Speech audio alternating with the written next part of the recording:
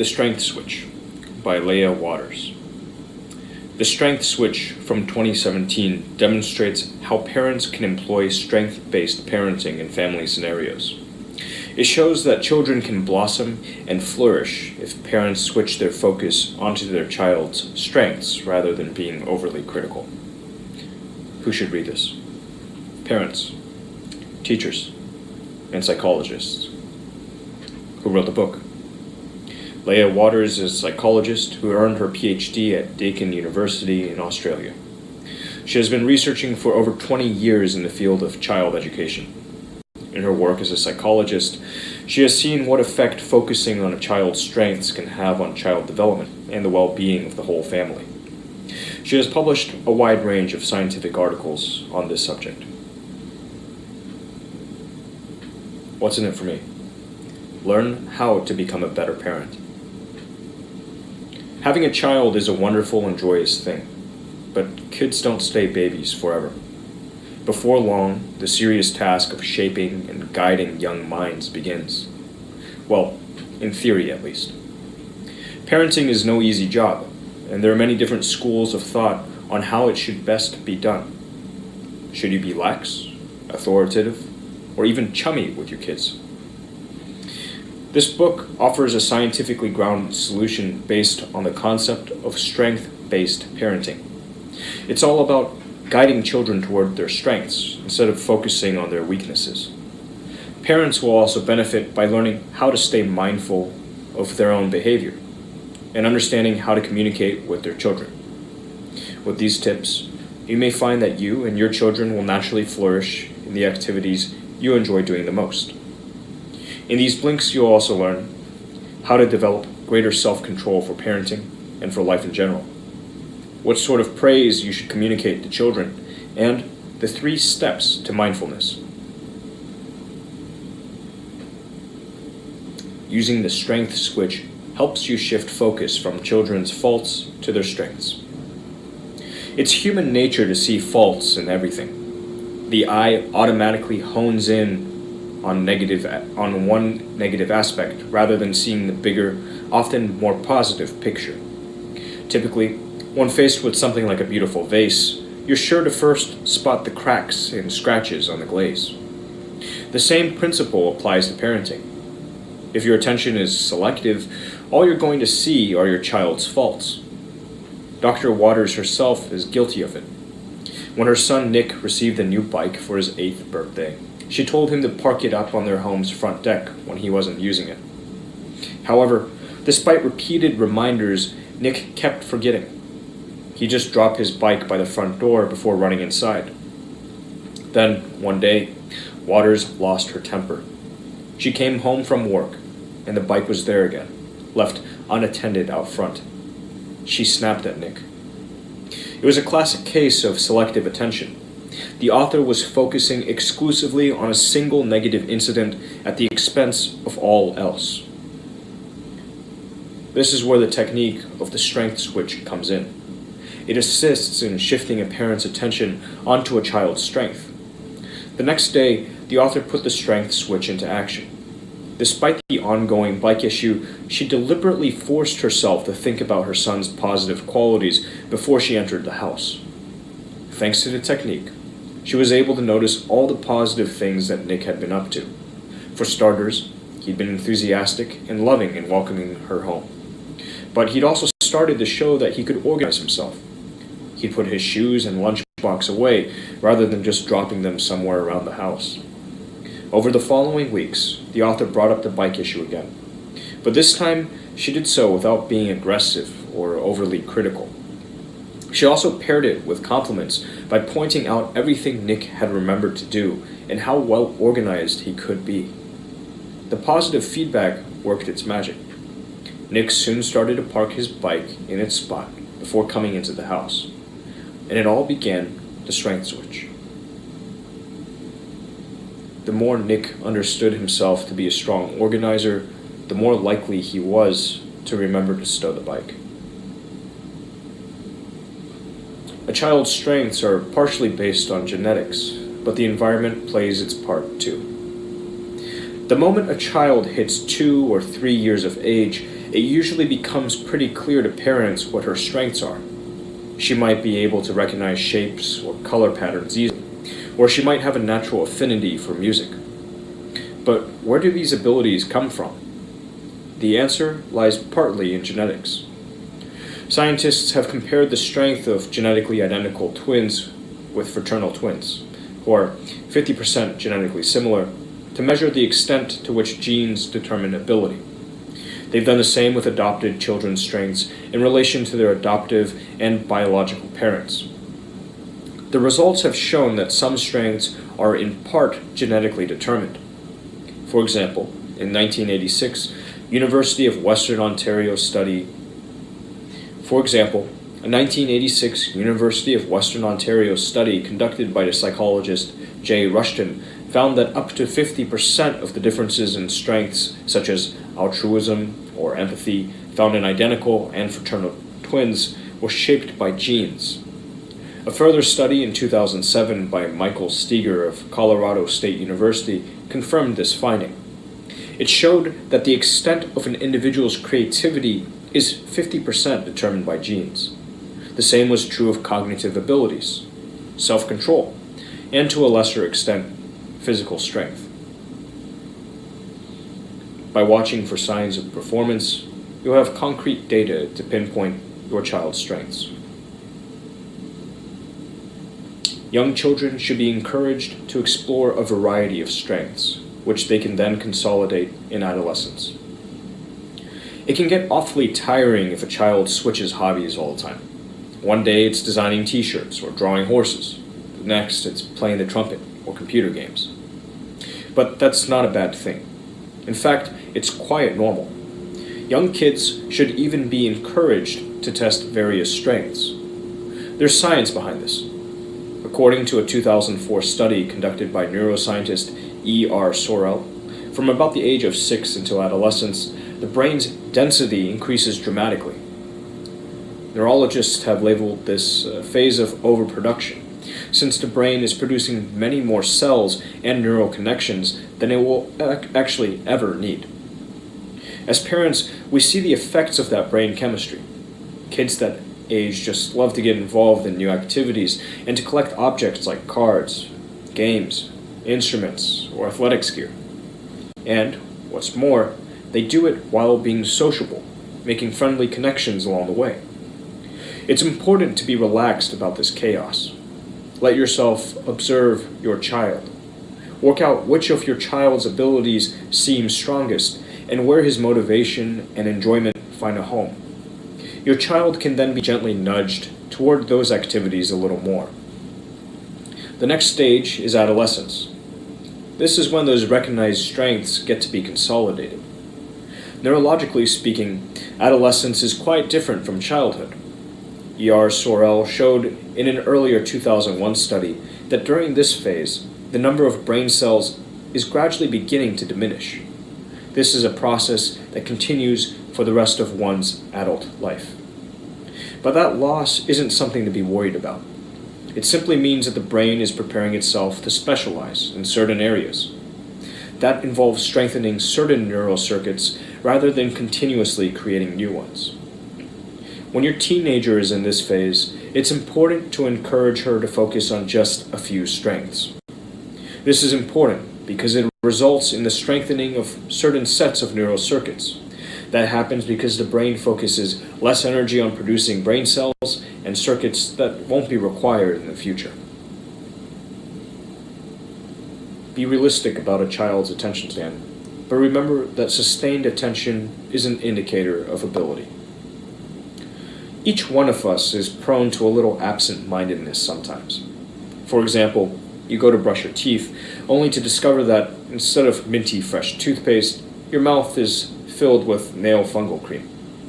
And just as adults get distracted, so do children. The psychologist W.H. Peichner found in a 1974 study that the maximum amount of sustained concentration that an adult could manage was 20 to 35 minutes. After that, a break is needed. Otherwise, concentration is reduced, and with it, the quality of work suffers. Sustaining attention is even more difficult for children. A 1998 study by developmental psychologist H.A. Ruff found that 3-year-olds couldn't stay focused for more than 3 to 5 minutes at a time.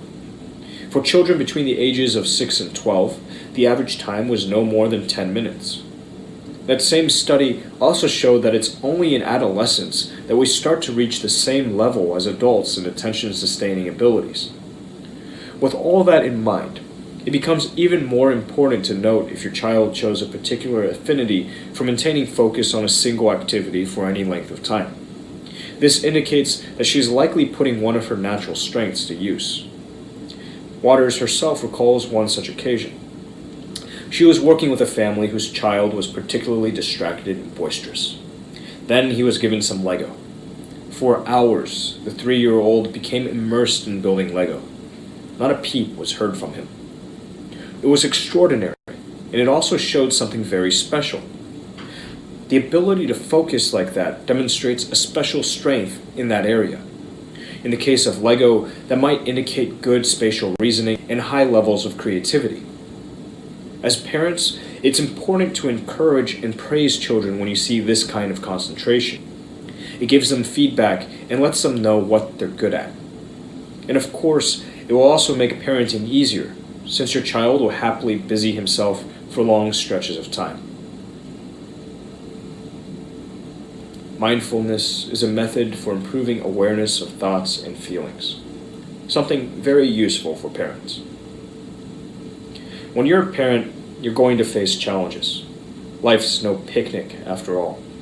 You won't always have the chance to focus on your child's strengths. Sometimes you're going to have a kid throwing a tantrum in front of you. So what can you do? You need a strategy, and that strategy is mindfulness. It's a technique for making you aware of your own thoughts and feelings. Mindfulness is a process that brings the mind into focus in 3 steps. First, focus your concentration on a specific thing, such as your breathing or your bodily sensations. Second, notice when your attention has wandered from this point of focus. And finally, bring your attention back to your chosen point of focus. The technique keeps you in tune with the present moment. It's a method that can be employed to help you keep track of what thoughts and emotions you're experiencing in any given situation. There's no denying that mindfulness is an especially helpful tool for parents. Even the author uses it. Once she was on holiday with her family, and her children wouldn't stop fighting about who got to lie on the couch. Rather than shouting at them, the author took a moment for some mindfulness. She realized that her breathing was shallow, her chest tight, and that she was angry at herself for being unable to quell her children's bickering with reason. Mindfulness allowed Waters to get a little perspective. She accepted that her kids being boisterous was just a normal part of being a family. She also remembered a previous trip when she had successfully managed to get her grumpy jet-lagged children to settle down. With newfound reserves of calm, Waters reasoned with her kids. She reminded them that they'd been having a ton of fun playing together on their bikes not long before. She even suggested alternative activities that could keep them busy, like going out to have a walk in the fresh air. It wasn't instantaneous, but eventually the conflict was settled. You can strengthen your self-control through training, but this mental muscle also needs downtime. When a craving comes calling, often it's impossible to resist. You'll be sitting at your desk, typing, when suddenly you get an uncontrollable urge for a piece of chocolate. There's nothing that you can do. The more you try to resist, the more insistent the desire becomes. But in these circumstances, is resistance really an option? Of course it is. Self-control is rather like muscle building. A little training goes a long way in making you stronger. That's just what M. Oten and K. Chen discovered in their 2006 study. One group of participants was asked to create and follow workout plans, while others had to design and follow study plans. A third group was told to work out budgets, which they were then supposed to stick to. In short, each group had goals to pursue. Every few weeks, the Every few weeks, the participants took an attention test. They were told to focus on a colored square moving across a computer screen and as it moved among other squares. During the test, a comedy sketch popped up on screen. This tested the participants' levels of self-control. Could they maintain focus on the moving square, or were they too distracted by the sketch? Each time they took the test, they got better at tracking the square and ignoring the sketch. Simultaneously, each group improved in achieving their goals, whether that was keeping fit, studying more, or sticking to a budget. It just goes to show that it's possible to strengthen self-control through a bit of effort. With all that being said, just like a muscle, you have to give your self-control a little R&R now and again. Self-control is a limited resource. You're going to run your self-control stocks down if you're constantly resisting impulses, making decisions, and stressing away. It's no wonder, then, that kids can't maintain self-control at the end of a long day. They're worn out. It's not the time to get angry with them. They can't help themselves. Instead, help them work out what they can do to pick themselves up. It doesn't matter whether it's a snack, a nap, or just some goofing around time. Be sure that their self-control gets the break that's needed. The absence of praise adversely affects children. Employ strength-based praise instead. When bringing up children, there are two schools of thought when it comes to praise. Some people think praise reinforces positive behavior. Others believe it makes kids complacent and disdainful of the value of hard work. But what does the science say? Essentially, the absence of praise can adversely affect children's development. Generally speaking, parents want the best for their children. However, they're often unaware of how little praise they give them. This happens because they don't communicate clearly.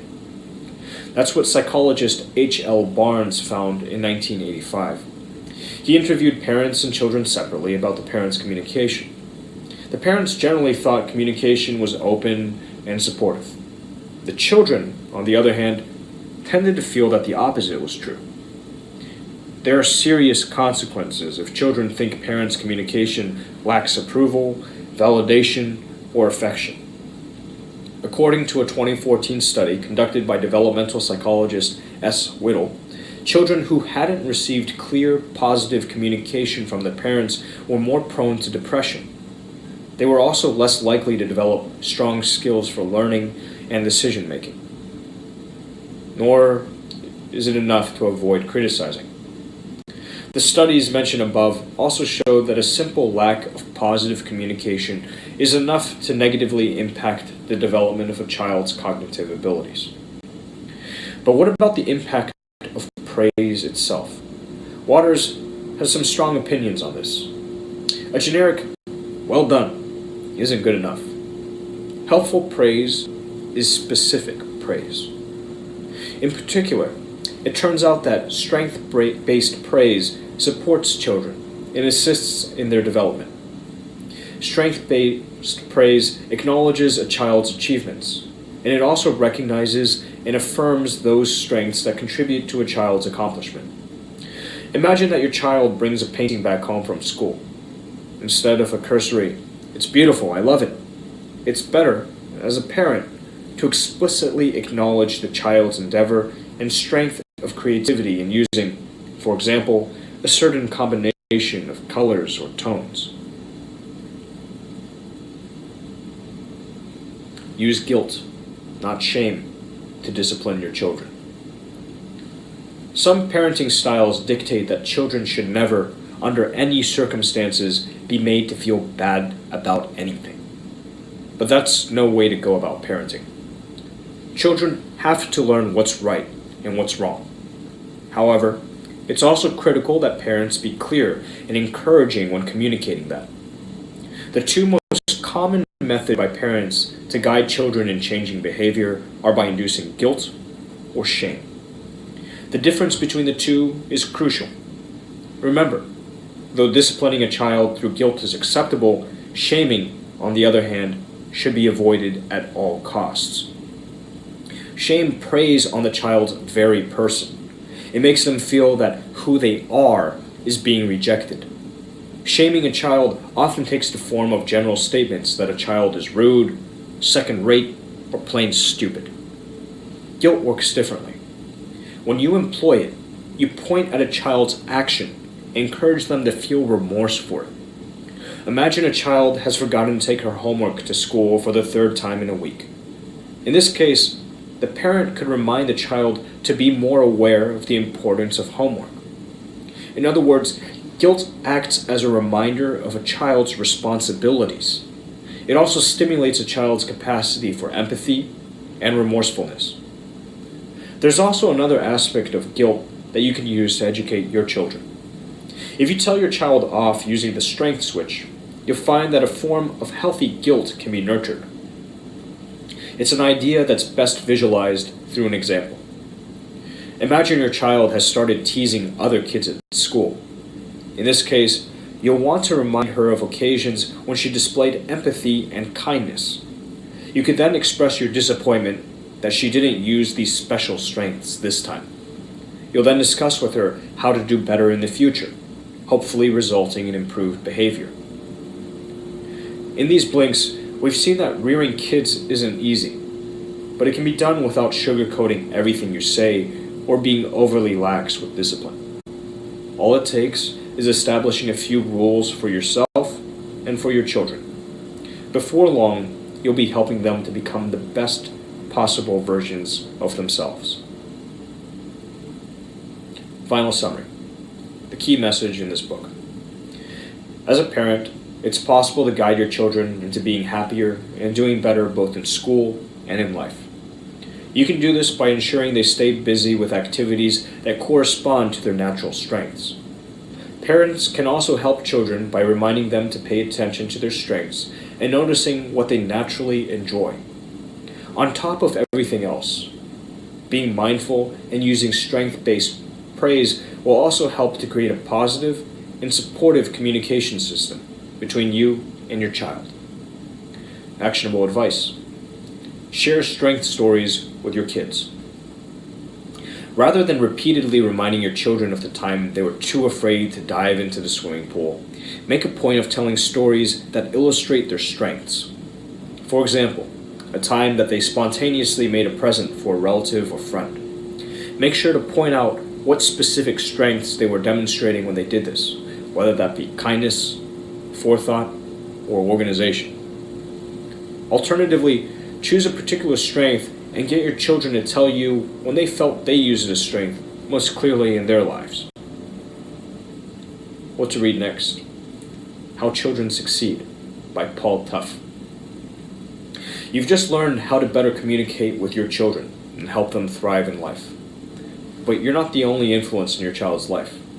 Teachers and other caretakers play major roles too. If you want to understand how your child ticks and what will bring them success in life, you have to look beyond family life. If you want to understand the science behind the lifelong success that's formed in childhood, we highly recommend How Children Succeed by Paul Tough. Using scientific studies and data from schools, this book dives deep into the hidden factors that affect childhood and adult success.